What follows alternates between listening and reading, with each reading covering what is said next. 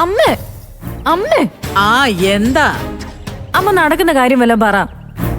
അല്ലെങ്കിൽ തന്നെ ഞങ്ങൾ തമ്മിൽ മുഖത്തോട് മുഖം നോക്കിയാ മിണ്ടാത്തൊരവസ്ഥയല്ല. ഇനിയിപ്പോ വീട്ടിലിരുന്ന് കൊച്ചിനെയും കൂടി നോക്കാൻ പറഞ്ഞ ഇങ്ങോട്ട് വരുന്നത് കൂടി ഇല്ലാതാവും. പിന്നെ ഇങ്ങോട്ട് വരാതെ അവനെ എങ്ങോട്ട് പോകാനാടി? ഇവിടെ ഒരു ഊരുതണ്ടി വന്ന് കിടപ്പുണ്ടല്ലോ. അയാളും ശ്യാമും ഒക്കെ ഒരേ ഗണത്തിൽപ്പെട്ടവരാ. എടി ചത്ത കുഴിച്ചിടാൻ 6 അടി മണ്ണ് പോലും സ്വന്തമായി ഇല്ലാത്ത ദരിദ്രവാസികള്. കഷ്ടം. ആ പിന്നെ ദേ അയാളെ ഞാൻ വീടിന്റെ പുറകുവശവും ആ സെപ്റ്റി ടാങ്കിന്റെ പരിസരവും ഒക്കെ ഒന്ന് വൃത്തിയാക്കാനായിട്ട് ഏൽപ്പിച്ചിരിക്കുക. അത് ചെയ്തു തീർക്കാതെ ഇവിടുന്ന് ഒരു തുള്ളി പച്ചവെള്ളം പോലും കൊടുക്കരുത്, പറഞ്ഞേക്കാം.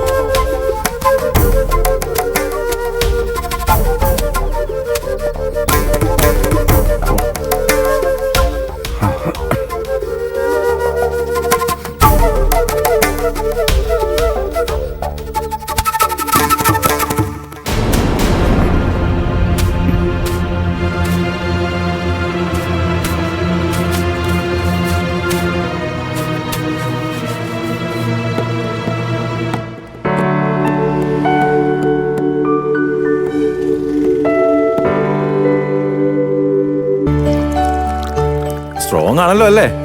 Double strong. എന്നാ പഞ്ചസാര കുറച്ച് കൂടുതൽ ഇട്ടോ. ആ ശരി.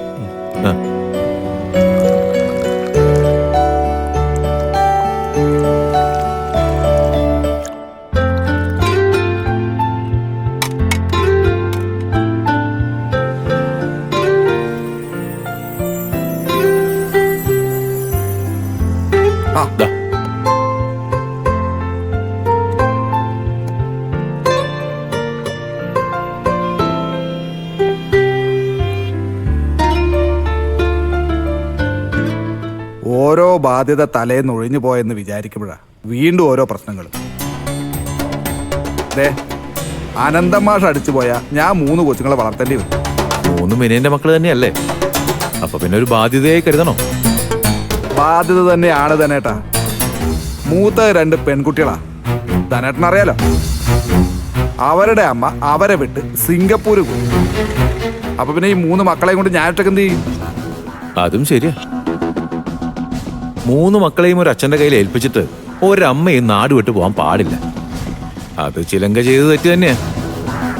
പക്ഷേ അവളുടെ കൂടെയാണ് ധനേട്ടാ എല്ലാവരും. വിനയം വലിയ കടബാധ്യത ഉണ്ടാക്കിയവനാണല്ലോ. അവളോ കുടുംബത്തെ രക്ഷിക്കാൻ രാജ്യം വിട്ട് സമ്പാദിക്കാൻ പോയവൾ. സമ്പാദിച്ചു വരട്ടെ വിനയാ. നമ്മളൊന്ന് കണ്ണടച്ചു കൊടുത്താലേ അവര് നോക്കിക്കോളും ബാക്കിയെല്ലാം. അത് നിങ്ങൾക്ക് പറ്റും, എനിക്ക് പറ്റൂല. എന്റെ ഭാര്യ എന്റെ പരിധിയിൽ നിൽക്കണം. അവളുടെ ചെലവിൽ ഞാനല്ല, എന്റെ ചെലവിൽ അവളാണ് നിൽക്കേണ്ടത്. പക്ഷെ എന്റെ കണ്ണ് വെട്ടിച്ച് അവള് പോയിക്കളഞ്ഞു.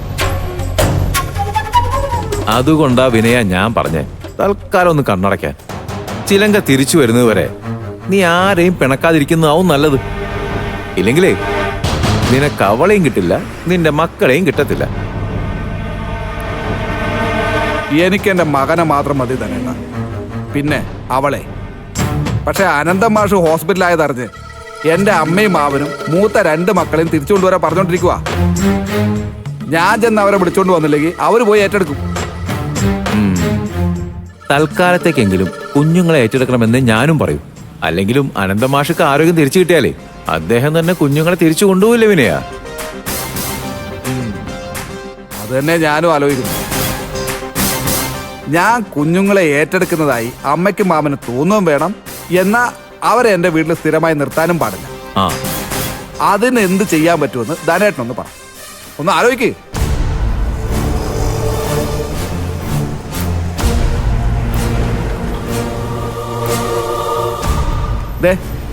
സുശീലാന്റി അല്ലേ വരുന്നത്? പറ്റിയ സമയ ഞാൻ അവരെ ഒന്ന് പോയി കാണട്ടെ. അത് വേണോ വിനയ? ഞാനേ അന്നവരുടെ വീട്ടിൽ പോയപ്പോ അവരെന്നെ ഇറക്കി വിട്ടതാ. അത് നിങ്ങളെയല്ലേ, എന്നല്ലല്ല. എനിക്ക് അവരെ കണ്ട് സംസാരിക്കാല. ഉം. ധാനാട്ടൻ ഇവിടെ തന്നെ ഇരിക്കും, ഞാൻ സംസാരിച്ചിട്ട് വരാം. ഉം.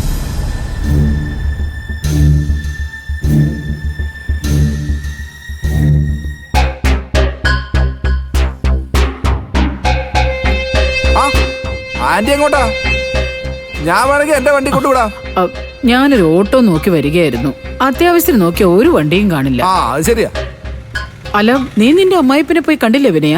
ഞാൻ അന്വേഷിച്ചു. അദ്ദേഹം ICU-ലാ. പോയാൽ പുറത്ത് നിൽക്കാനേ പറ്റൂ, കാണാനൊന്നും പറ്റില്ല. എനിക്കാണെങ്കിൽ അവിടെയുള്ള ബാക്കിയുള്ളവരെ കാണാൻ വലിയ താല്പര്യം. അത് കാണില്ല. നീ നിന്റെ ഇരട്ടക്കുട്ടികളെ അവരുടെ തോളത്ത് വെച്ചു കൊടുത്ത് മുങ്ങിയ കാര്യമൊക്കെ ഞാനും അറിഞ്ഞു.